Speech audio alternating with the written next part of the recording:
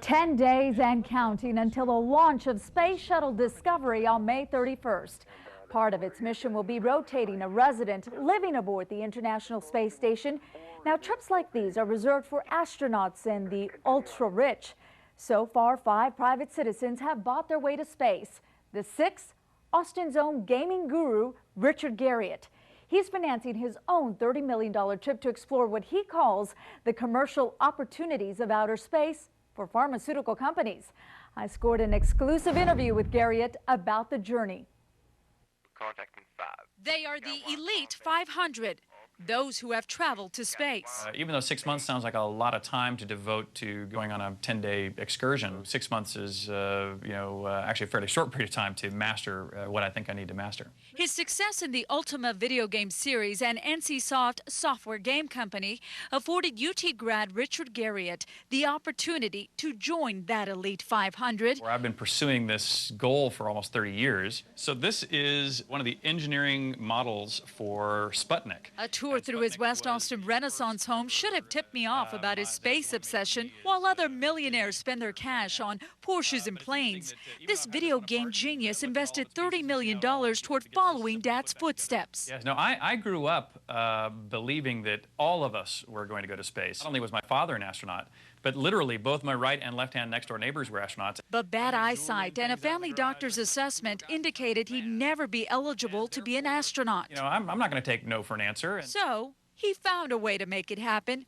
without NASA. I'm one of the main owners of the company Space Adventures, who is arranging for me to fly. Garriott has been training in Moscow and will prove the naysayers wrong in October. Once they've set a launch date, that rocket's going whether or not you're ready. Garriott had to pass an extensive medical and psychological analysis. There's all kinds of hazards from the macro to the micro. Garriott's mission to space isn't to prove his family doctor wrong. It's to help find a cure. And that's exactly what I'm trying to do. I will then grow crystals in space of a wide variety of proteins.